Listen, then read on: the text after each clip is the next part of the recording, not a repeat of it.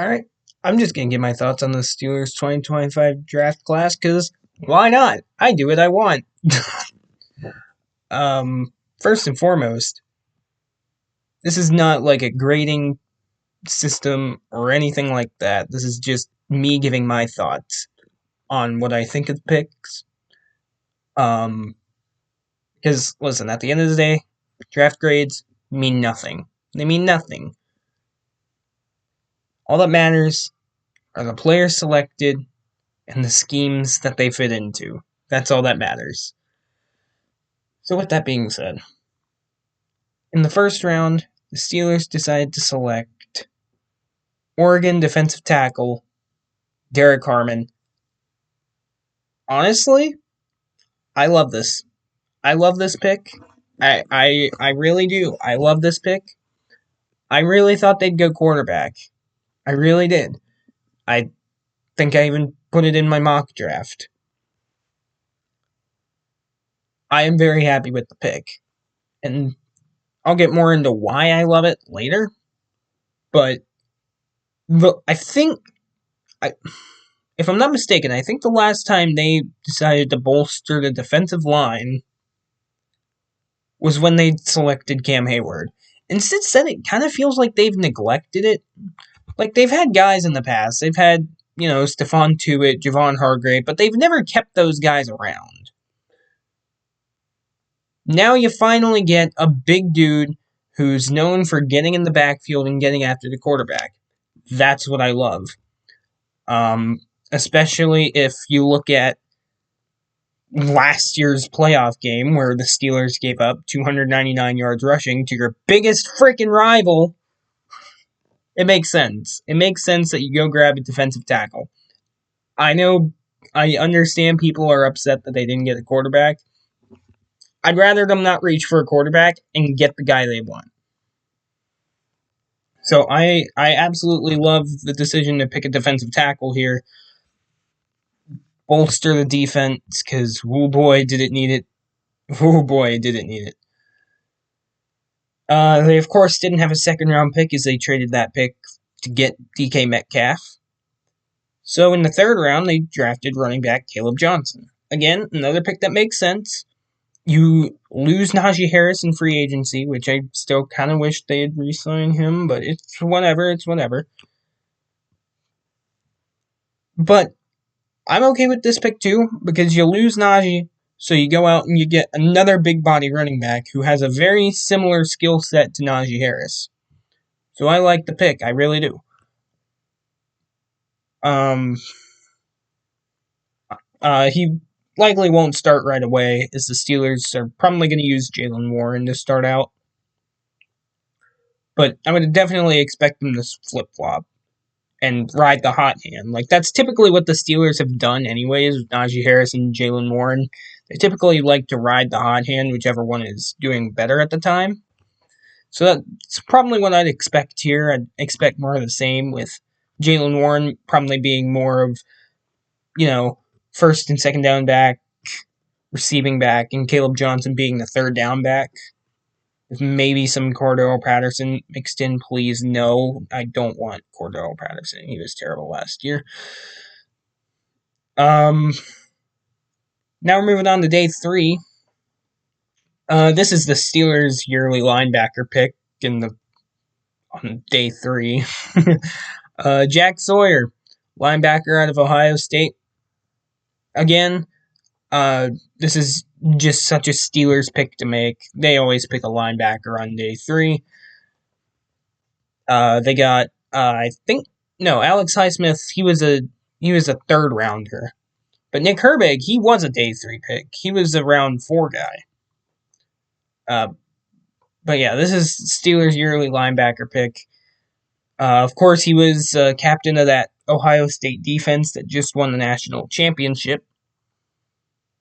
So you're hoping that he can plug in. Obviously, he won't get a ton of playing time right away, as he'll be behind Patrick Queen. But you hope he can become something, right?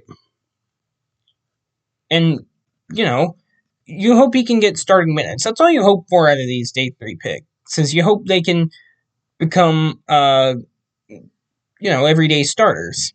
You don't expect them to become Hall of Famers or anything. You just hope they can become everyday starters. Yaya Black. Yeah.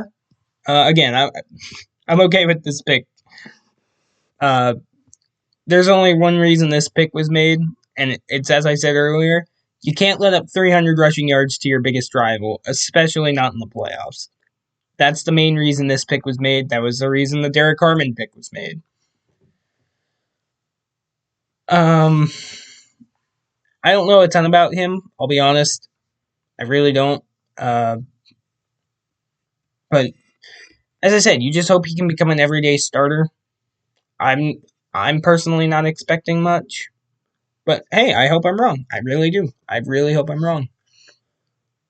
Moving on, 6th round, they selected quarterback Will Howard out of Ohio State. Of course, he just won national championship, and I didn't know a ton about him, so I had to ask a friend of mine who's a big Ohio State fan, and then from the sounds of it, sounds like his biggest questions are decision making and arm strength. At least from what I've heard. I haven't seen a ton of film on him. But those are things that can be fixed. With the arm strength, it might just take a few years in the weight room. And with the decision making, that just takes time in the film room and practice. And look, he's not a guy that's ever going to start right away. So it seems like the Steelers are assuming they're eventually going to get Aaron Rodgers. Now, I don't know how keen Aaron Rodgers is on the idea of tutoring this guy. I wouldn't think he'd be super high on it. Because, we all know how that went in Green Bay with Jordan Love. I will say, Aaron Rodgers did treat Jordan Love a lot better than he treated Brett Favre. A lot better than Brett Favre treated Aaron Rodgers. But, yeah. He's not a guy that was ever going to start right away. But I'm okay with this pick, too. I like it. Worst case scenario, he just doesn't play for you. That's worst case scenario. In all honesty, he was the 185th pick for a reason. He was drafted in the 6th round for a reason. He's not going to start right away, if at all. So I'm okay with this pick. Steelers want to go into training camp with 4 quarterbacks. I expect them to do just that. Right now, Mason Rudolph is your starter. And then you have Will Howard and Skylar Thompson behind him. And as I said, it seems like they feel like they're going to get Aaron Rodgers at some point. It's just a matter of when. But yeah, that's all I have to say about that. Carson Bruner, linebacker at the 7th round. Again, day 3 linebacker pick. I don't know a ton about him.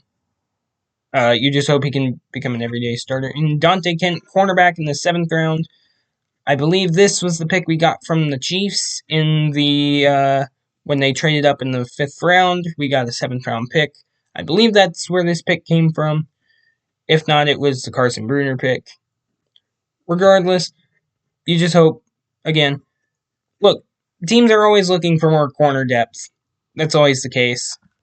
Steelers tend to like drafting corners in the 7th round. They drafted, what's his face? Shoot, I'm blanking. Why am I blanking? I'm blanking on his name right now. I don't know why. They drafted a corner in the 7th round a couple years ago. He had some playing time this year, and he did okay. He did okay. He missed his first year due to injury. You know who I'm talking about. I don't know why I can't remember his name right now.